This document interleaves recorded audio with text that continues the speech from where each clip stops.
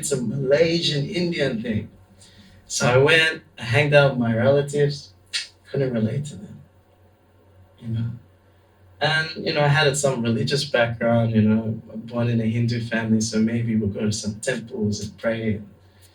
But all my cousins, my relatives just want to hit the bars and the pubs and hit on the girls. And same thing I was doing in Australia, mate. But, so I was very despondent. Like, who am I really? So I read this book called Science of Self-Realization. Wonderful book. Because I was an atheist. This whole God thing, it doesn't work, I was thinking. My parents were praying to God, and if you pray to God, then you get some money, you become educated, good things come to you. But I saw my Aussie mates, they don't believe in God. They're not praying to anyone. They're getting money, they're getting everything they want.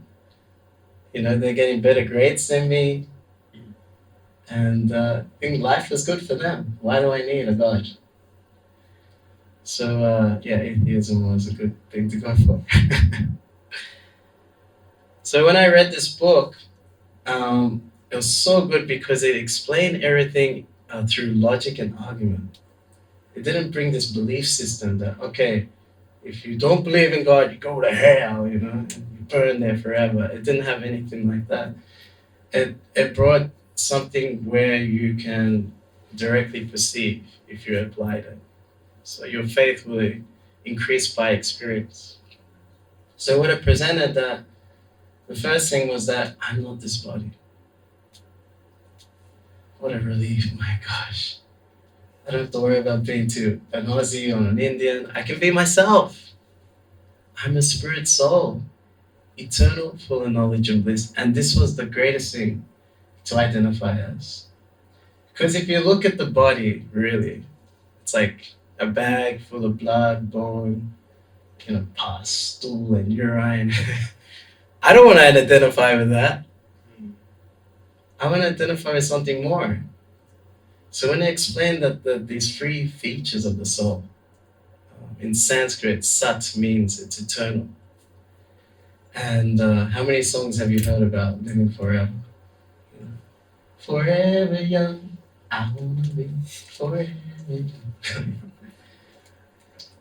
Or like, I want to live forever, stuff like this. It's always forever. And it feels so unnatural to die. That's why we're always making sure it doesn't happen. It's so unnatural. But like this body is always like temporary.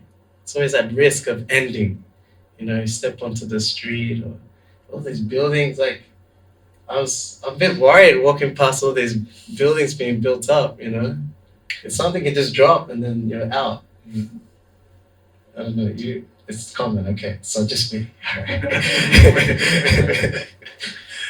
Yeah, and every step, you can die. Every day is like a funeral here in the material world. It described the spiritual world as like everyday festival, and every step's a dance. It's a celebration. So living forever, yes, I would like to identify like that.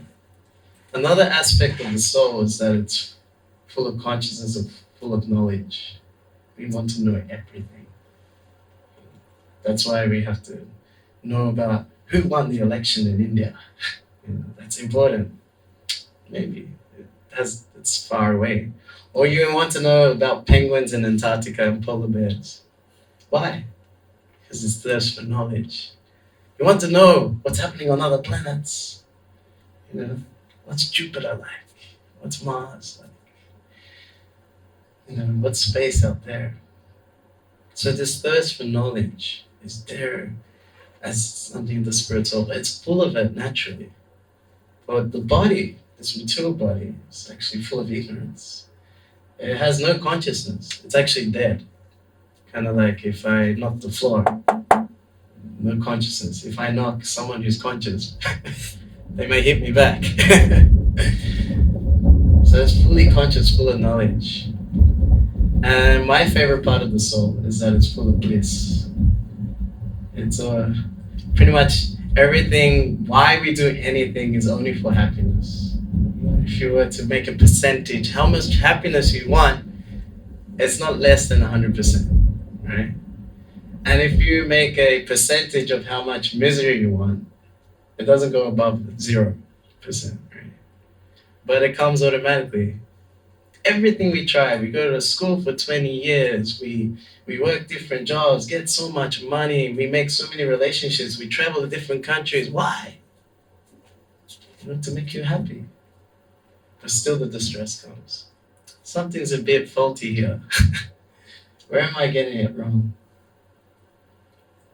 Because the body is actually full of misery. So you may argue, come on, I can do so many nice things with this body. Look.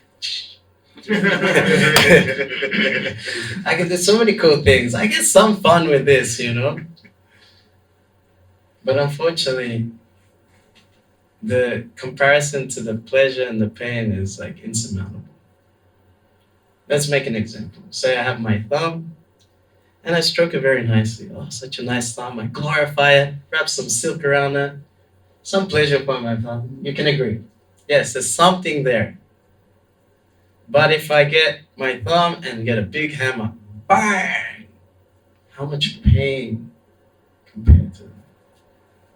We get into relationships, and yes, we experience some happiness and pleasure there.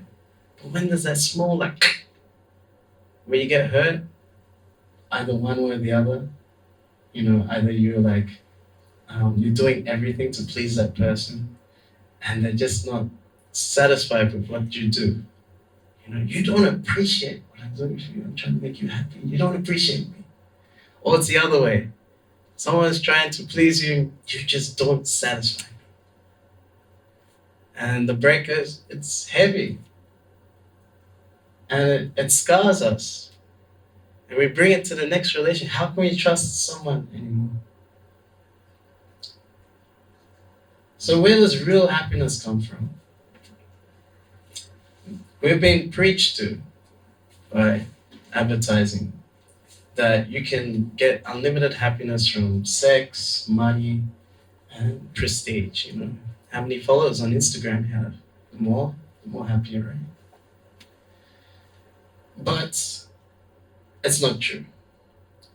Real happiness comes from love, relationships. The closest thing in this world you can see to like real unconditional love is the love for the mother and to the child. The mother just thinks about the child 24/7. Whatever the child wants, she'll get it, no matter what. Sacrifice everything in her life. If the child feels pain, she feels more pain than the child. If the child succeeds in life, she feels more happiness than the child itself. This is like the closest thing. There is still a condition because that child came from my body. The neighbor's child, get out of here. So unconditional love, the nature of it is that it has to be all-inclusive. And that's the nature of a traveling monk.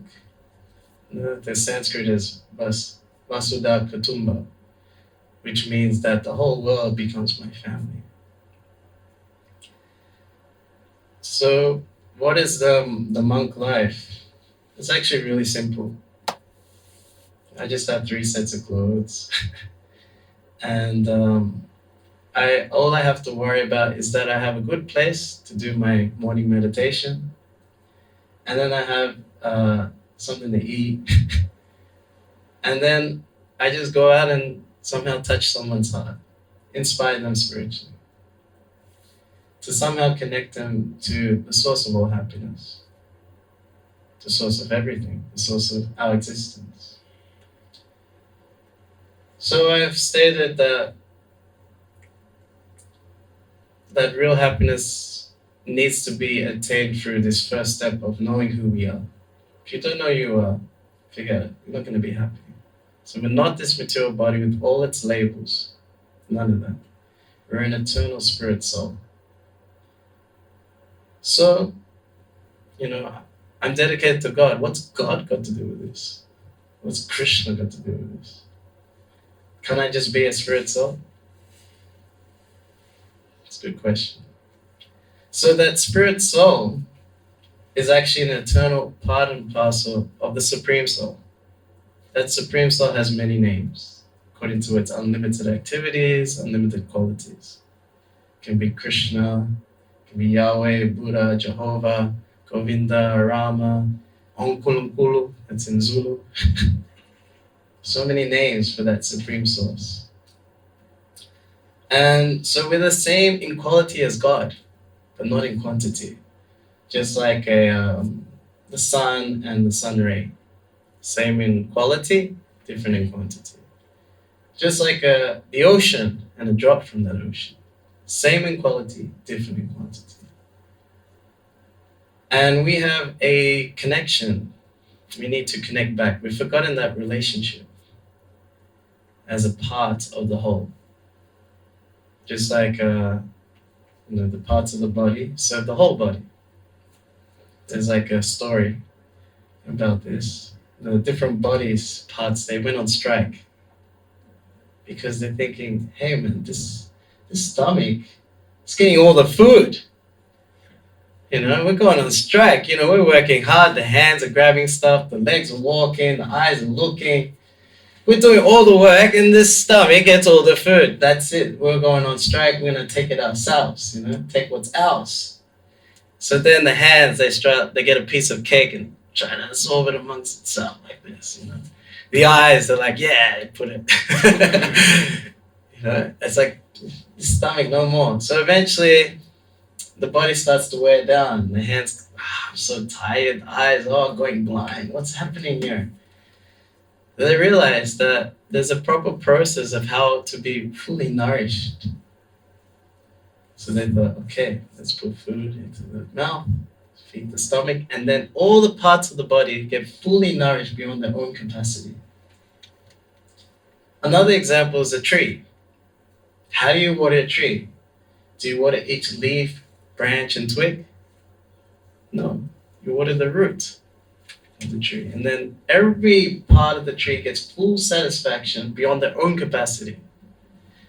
So what's the essence of the soul? Who we are.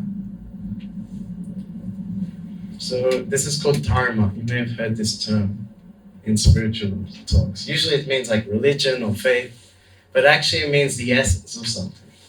So like water, it's wet. You take the wetness out, it's not water anymore. Or like fire, it's heat. You take the heat out, you can't call it fire. So what's the essence of us? The essence is that we serve. We're a servant. And it sounds pretty bad. Because once you think of servant, you think of butlers, maids, and you're close to nearly a slave. I'm my own person. But no, it's through service that we show love. Love is when you serve someone without wanting anything in return. And your value in life is based on your service. How far does it go? So say, for example, someone just serves their body, themselves. I just care about me, what I want. I'm just going to serve my, what I need, everything for me. You would say their value in life is pretty low. They see everyone around them, they're for me. Actually, this whole thing, this whole world, that is for me. They're pretty low value life, right?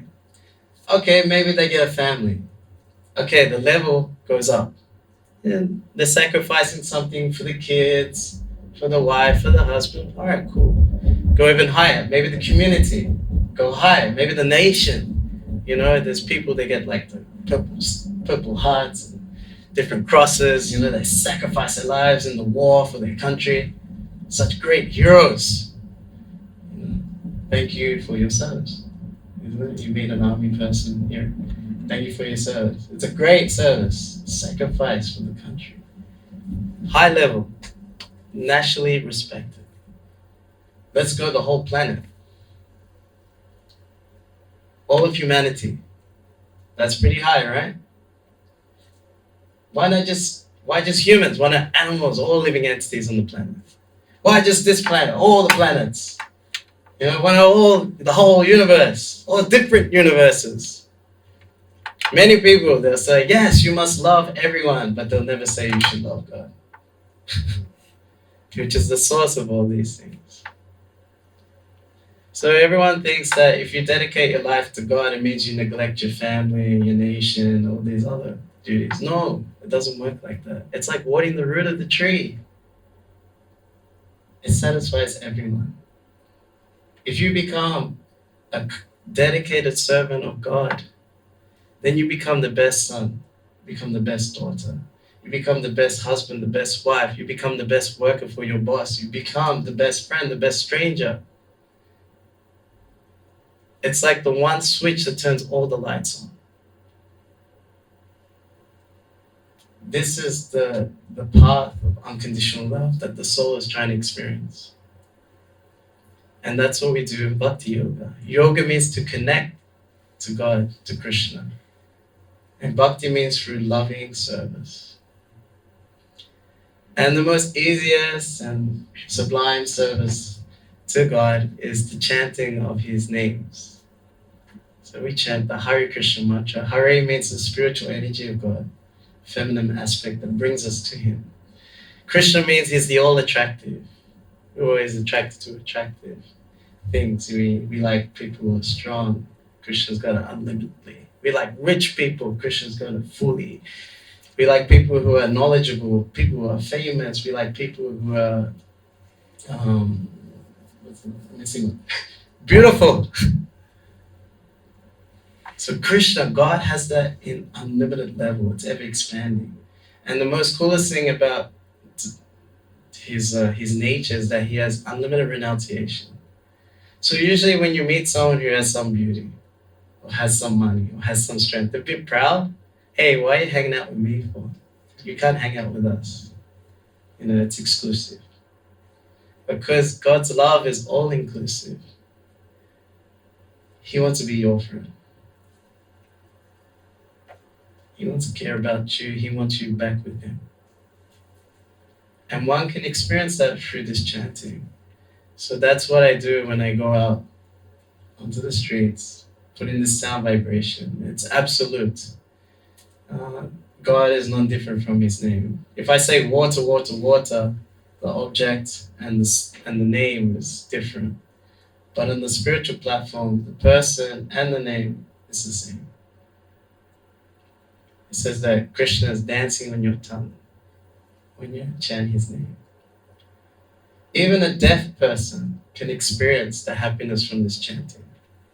I've experienced it. We'll go on the street, we'll be playing, and there'll be a bunch of kids, and they'll be dancing a bit weird. And then their mother came, and they said, oh, they are deaf. Let them touch the drum to feel the vibration. We are bombarded by so many vibrations of this material world that conquer the senses, conquer the mind and the intelligence. But what touches the consciousness? What touches the heart? It's that spiritual sound of the Maha Mantra. Cuts through all the rubbish. Some people try to fight it. They try to fight it. What is this nonsense you're doing? It means it touched them. If it was just an ordinary sound, you can just ignore it, right? So what are you trying to do to me? You're making me happy for free. So this is the goal of not just the traveling monk, but all of us. To experience a love that's all-inclusive, unconditional, and ever-increasing. And that happens particularly through this chanting, beginning with and ending. Because the nature of it is it's unlimited. It just gets sweeter and sweeter and sweeter. So, this is real life. Maybe if you have some questions or comments or some reflections of what you heard.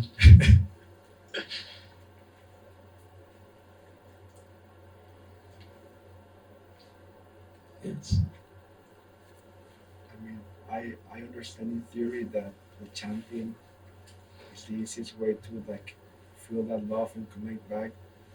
So maybe like you can give some tips for us that we're at least me, that we sometimes I've had like a hard time finding that sweetness in chanting, or the people that maybe that haven't tried it yet.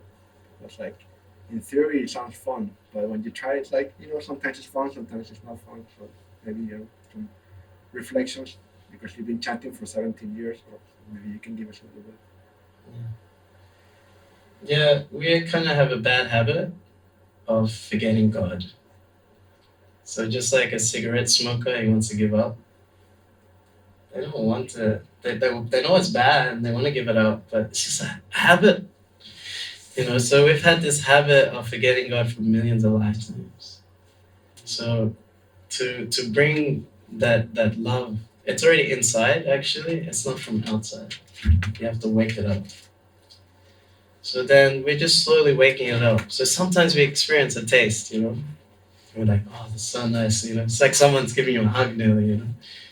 And then sometimes like gone.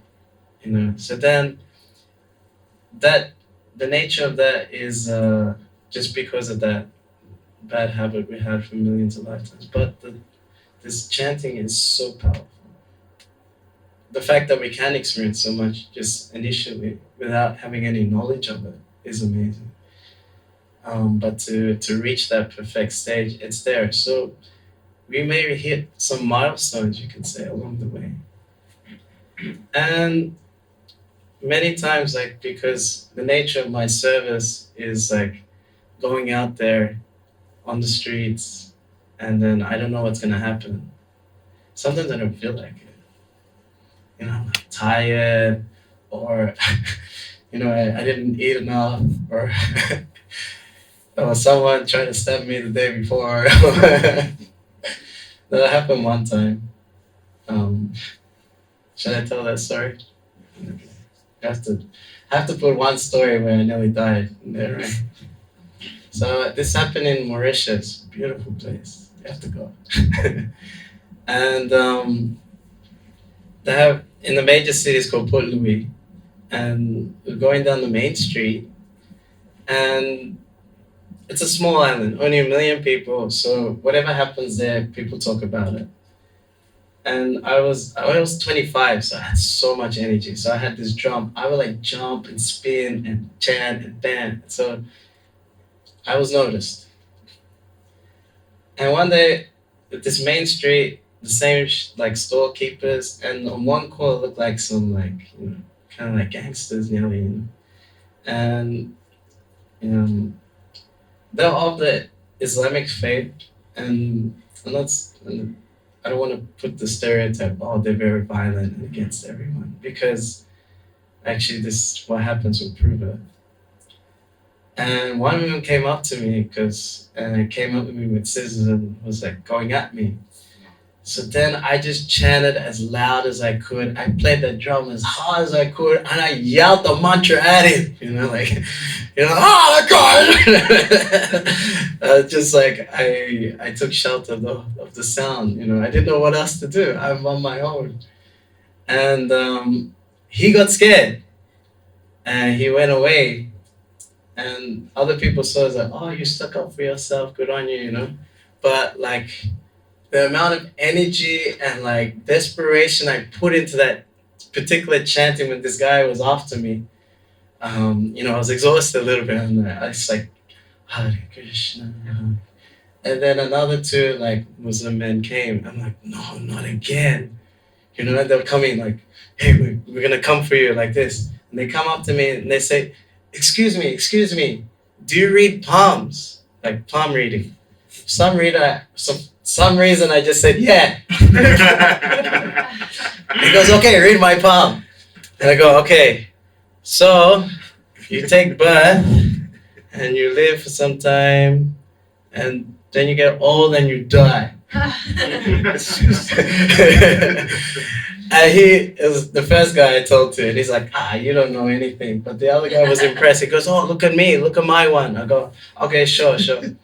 I said, okay, I go, if you don't dedicate your life to Allah and chant His name, then everything in your life is worthless. He's like, wow. I go, do you go to the mosque every Friday? He's like, do you do namaz, you know? He's like, no, I know that you must start. You know, what are you doing? You know, you have to start connecting to the Lord. This is also their way of connection. You know, you have to chant. You have 99 names to chant of Allah. Why don't you chant? You know, and you know, you should talk to the imam and try and get closer. What are you doing? And spiritual life, that's the all inclusiveness of spiritual life. And he's like, oh, thank you so much. It's so nice to meet you. If anyone gives you a problem, let us know. I'm like, where were you before? But it taught me a great lesson because um, there's there's only two types of people in this world. There's those who are sincere and those who are envious. Doesn't matter what their background is or where they come from or whatever. You know, it says either they're sincere and they want to connect to God, or they're envious because they want to forget God, despite the externals. So yes, if you're sincere, then you'll get help along the way. Some help will also come, especially when you're amongst those who are like experienced in chanting and they have a taste for it. That's the easiest way. You serve them, you help them a little bit with their projects of chanting and connecting people to God. Then you get their qualities actually. It's like a shortcut, you know, kind of thing. So you could try that. So maybe help her around here, set up, pack up, serve her. I don't know.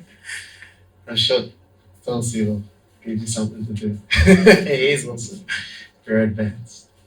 Is that cool? Yeah. Yeah, nice. Uh, Anyone else? Yeah. I was wondering if you could speak a little bit more to what you were saying, being more in service to God or centering God makes you a better son, a better, like, yeah, I was just wondering if you could speak more to like that. Is it, like, are you saying like when you learn to be of service to God, you are like that much more able to just be of service to the people in your life and like you're more willing to do it even if you don't want to, or yeah, like what? What does it mean Yeah. to actually be a better son? Yeah, so the teachings of Krishna mention that the mother and father are the first guru because they've taught you everything, you know. So just that initial appreciation. And then a guru in the spiritual realm is a very exalted platform that one should keep them at as a very high pedestal. And yes, they've given you this body. You've inherited so much from even forefathers. Um, so we're always indebted. So just that sense of indebtedness, then we start to appreciate what they've given us.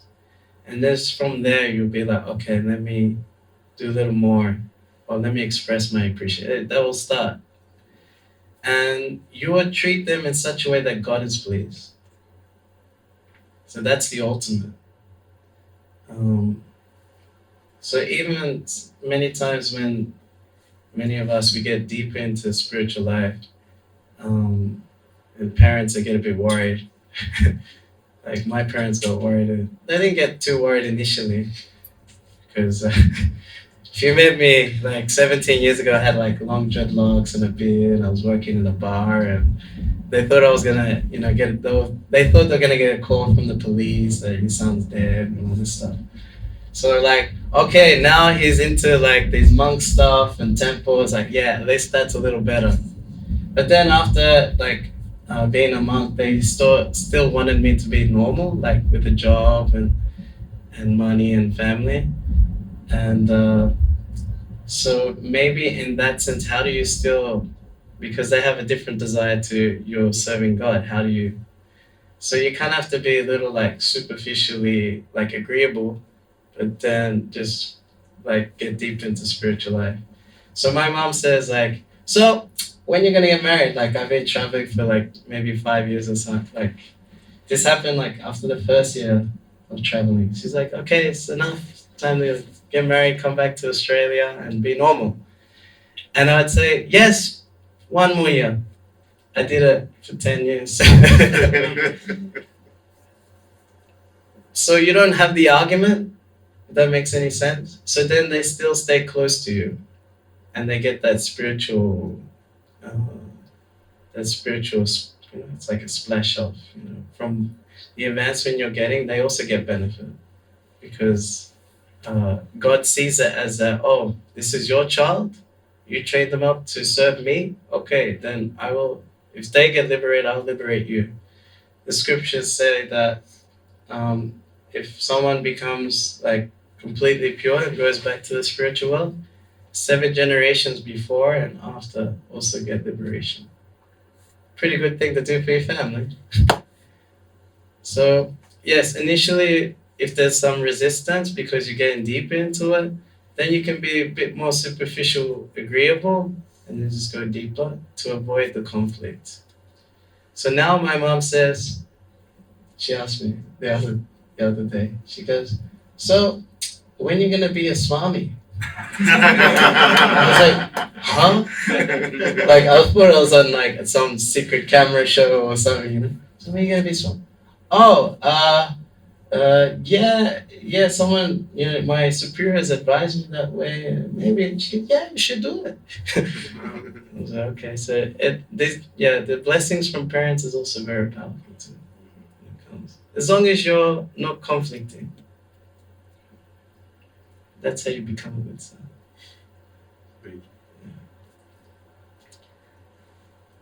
As a parent, part of it is that, I just want to see my child be happy. And by you seeking this path or whatever, it might be connecting with you. And if it is, you're going to be happier. You're going to be a more, a better person and everything because of it. So at a certain point, right, initially, as he's saying, right, your parents might disagree with what you're doing, or, those crazy Hare Krishnas, they're a little bit weird, right? But eventually they see from you doing this process that you become happier, that you become more realized, that you become situated in yourself. And at that point, they become happy if they're, seeing that. Yes. I was thinking about what you were saying about the more service you have, or the more value, service and value can Yes. correlate.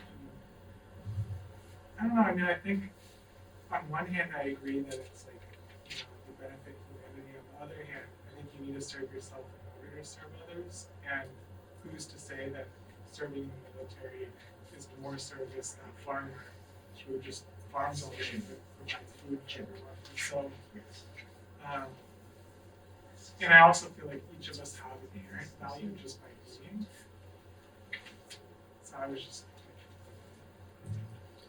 Yeah, I'm not saying we neglect ourselves or neglect everything, but everything's included in service to God. So this body is a gift from God. So I'm gonna keep it fit for God's service. Right? I'll keep it healthy. I'll work out a little bit, because I'm gonna use it for benefiting or serving God's mission, we could say, to make everyone happy and go back to the spiritual world. Even if someone joins the military, they can still be God conscious. I have one friend of mine who served in Iraq and in the U.S. Army, and he was like doing his meditation while being in these army situations, and to his platoon he was teaching like Bhagavad Gita because it's like taking place on the battlefield, so it's quite befitting. So, spiritual life, it can be practiced in any circumstance, and actually can perfect the circumstance, or common saying, make the best of a bad bargain. So nothing is neglected. Actually, everything is included and engaged in its proper use. Just like money, we're gonna take all the money. If we're gonna use it for the best purpose, why not? For example, like I said, we're gonna have followers. Yeah, let's have so many followers. We'll guide them to the right path. So nothing is denied. Everything is accepted in its proper reality in relation to God. Yes.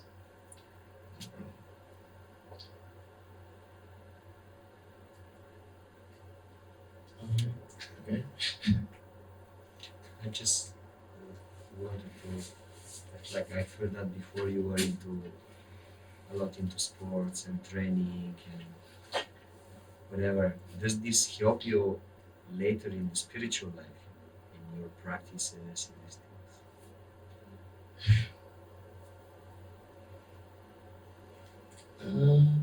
Yeah, I mean, compare it. Like I'm thinking, like yes, it does help me, but I'm thinking compared to what I learned in spiritual life and how many places I challenged myself where I thought I couldn't do. Like for example, music. I was never a musician. I couldn't play any instrument. I couldn't sing any tune. I couldn't dance any step. But now that's all I'm doing. Because someone like my spiritual master, who's divinely connected, advised me to go this path. If he's pretty much said, if you want to conquer lust, make this chanting and dancing big. I was like, okay, how to do it? So I just tried, and like this empowerment came, and the cool thing about it is like we limit ourselves when we try and make a dream for how we're gonna be happy, but it's very limiting. But then when you open yourself to being a servant of God, you live a life beyond your dreams. I can even imagine traveling so much. I don't even like traveling. I didn't like it before. I never liked it before, and now I travel nonstop for 12 years. So packing, unpacking, immigrations, waiting in lines. Yay, another plane. Wow. Yeah. So yeah, before I used to do like martial arts, so that was helpful for discipline. Um, I used to play basketball, I guess the team spirit thing. But there is a particular verse saying that um, Krishna says, for one who's uh, always meditating on my transcendental form and worships me with exclusive faith, for that person, I preserve what they have and carry what they lack.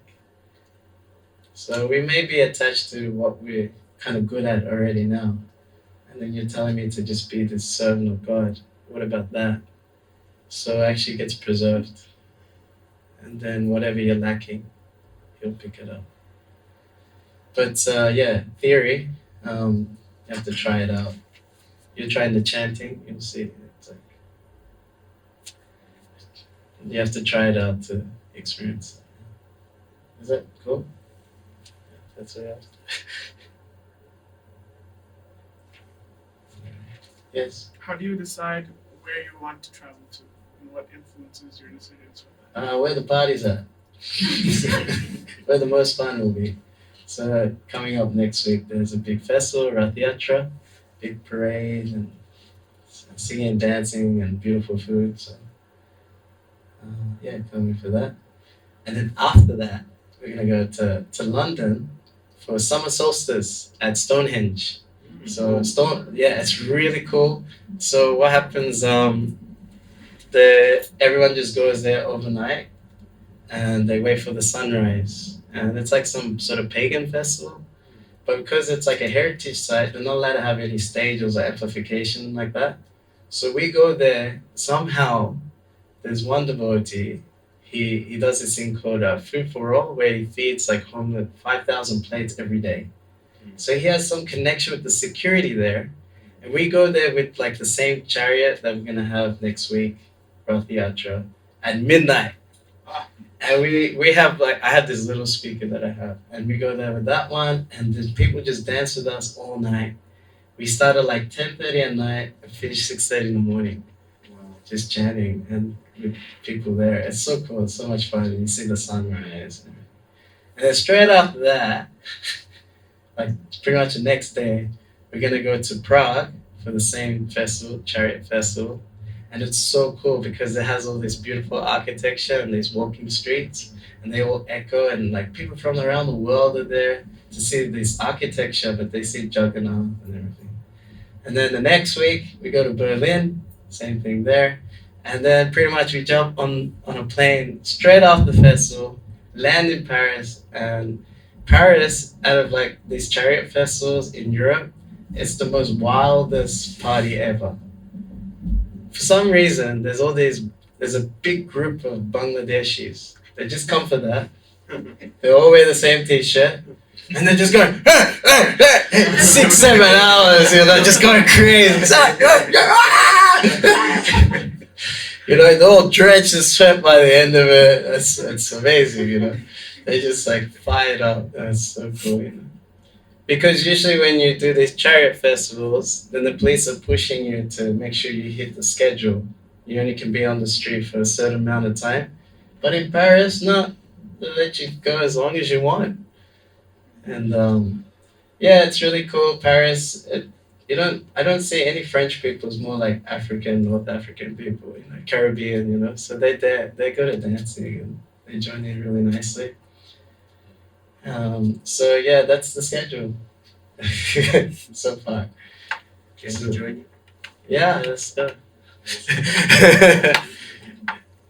Yeah, so that's how I do it. Yes. Have you been to Japan? I heard people there are very stubborn and they can't get in Krishna consciousness. Yeah, I've been there. They're very nice, actually. They're very different people. So during the day, it's gonna sound funny. During the day, they just focus because they're like perfectionists. So they're going for material perfection, and unless your karma provides it, you're not gonna get it. So most of them fail, and there's a high suicide, and everything. But they're gonna try anyway. There's even like a thing called koroshi, which means death by work. There's even a documentary, you can look it up. People work to death. I've seen that. You seen that documentary? Yeah. So they're going for perfection. So during the day, they're like robots. Even you go like this, you can't stop them. They don't bat a wink or anything. But at night, they get drunk, and they're so sweet. They're so nice, so charitable. They dance. They get into it. I don't know. Yeah, this alcohol for them just like opens up everything, their hearts. So one time we did a chanting party in a place called Shinjuku, which is in Tokyo, and I noticed one man got a leaflet to come to a program at the temple, and he got a book. So then I'm just outside the temple, and he rocks up on his skateboard, and he has a bag, and okay, he's like looking around. Go, hey, I remember you're coming for the temple. I couldn't speak Japanese, It's just like just some basic stuff. He's like, yeah, coming in. And I look in his bag. It's like 6-pack of beer. And usually you can't bring that stuff into the temple. So I said, okay, maybe you leave that with the shoes outside and keep your skateboard here coming. But unfortunately, there's like some full ceremony. Like if there was like a full kind of like a ritual thing, someone was making vows of becoming more dedicated in spiritual life. It's called initiation, where they get like a new name, spiritual name, and they make vows. So then usually we have like a fire there, chanting mantras, and just to create like blessings. So I was trying to explain to him this is going on, so he doesn't, freak out. So he goes in. I direct him to one of the local devotees who speak Japanese, and he was a bit uneased, So then he went in, talked to the lady, went out. And I asked her, what happened? And he said, yeah, I'm gonna drink some beer and I'll come back. She goes, okay. drink beer, and then come back for the food at the end. He's like, okay, okay. So he goes out, has 2 beers, comes back in, completely changed. You know, he like takes his hat off, he's all respectable. And he's like helping out and everything. He has something to eat, you know. And then he goes out and has 2 more beers, you know. And then he disappears. We don't know where he is, you know. And all of a sudden, there's like this commotion outside the toilet, the bathroom. It's like someone's been there for too long. And the guy's name was Rio, you know. So I knock on the door. Rio, you there? You're Rio, Rio. He's like, he opened the door. He's cleaning the toilet, the bathroom. I was like, what are you doing? Oh, I just cleaning. I was like, okay, yeah. People are waiting, please come, you know. And then we were gonna go chanting on the street, you know. And I said, you wanna come? He goes, yeah. So he has 2 more beers and comes with us. So I don't know. I'm not saying that you need a drink to get into Krishna consciousness. But I mean, someone described it as like to reach them in a spiritual way is like trying to hammer a tofu into the wall. You can't hammer too hard, you can't hit this acid. Perfect. Special, but they're very sweet, very cultured, and you can see like the ancient Vedic culture was there before. Yeah. Samurais were for protecting cows, apparently. So yeah, that was there. They worship many Vedic deities, Okay. Saraswati and Ganesh, There you go. but they translate it into It's in Japanese. Okay. Yes. You're Japanese? No. You know a lot about it. But it kind of sounds like Chinese. That's how. Oh, okay. Yeah. Okay. Like more kanji. Yeah. Stuff like that. Yes. It's like ancient Chinese. Yes. Okay. Yeah, many stories. Thanks for bringing up Japan. There's some crazy stories there, by the way. Say it. Time is keep ticking, right? We need to do more. We have few more time if you like. If you want. Anyone else have If a you want to question? say some crazy stories.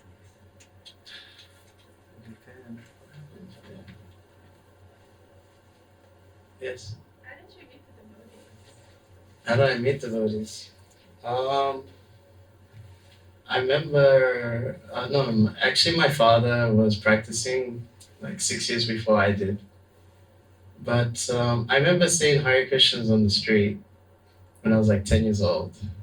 And I thought, these guys are useless. They're not helping anyone. And they're just white people smoking ganja trying to be Hindu. That was my interpretation, you know. And I was even making fun. Look, they can't even play the drum. Like as if I knew how to play. So yeah, completely against, you know. But Krishna has a sense of humor, you know, doing the same thing. So I was against because I saw some documentary about cults and they put Hare Krishna in amongst them, and so I wasn't really into it. So then, you know, meeting my father, you know, my parents were separated for a bit, and then he met the devotees and came back to give us Krishna consciousness, and I didn't want to have anything to do with it. No way. Forget it. But my dad, he was so peaceful, and he was always there for us.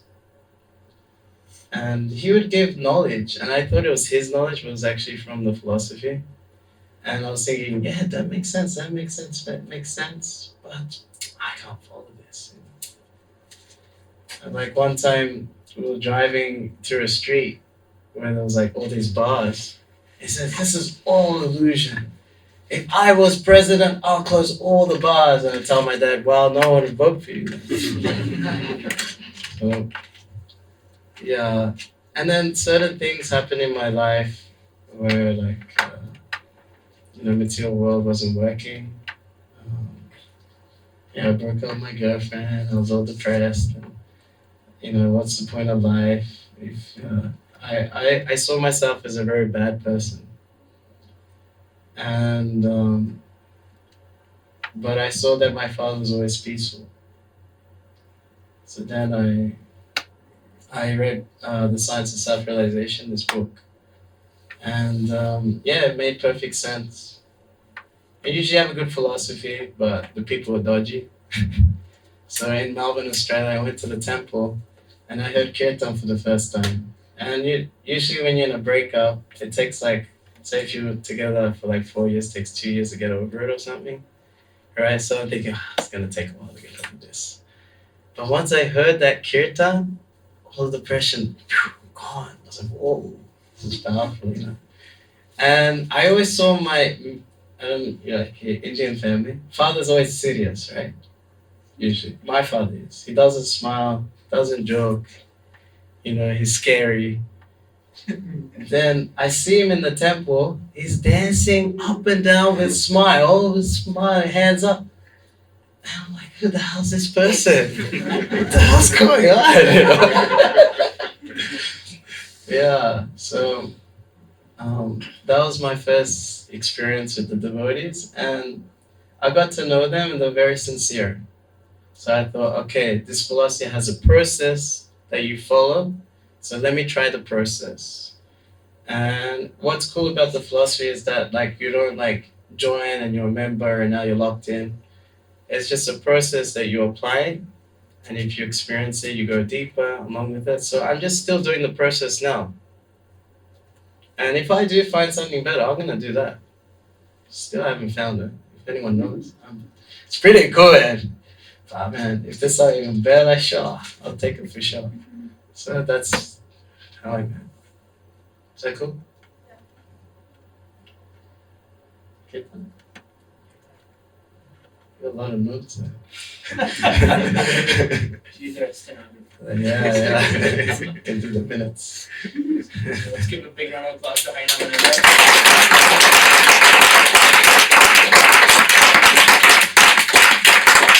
Thank you so much for coming. We have one more meditation for you all. So that requires you to stand up and put your fingers to the side. Harinam Ananda will lead us. Okay.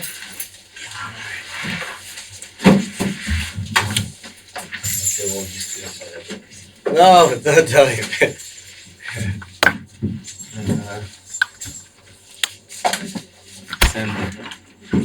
Who's playing Mridanga? You?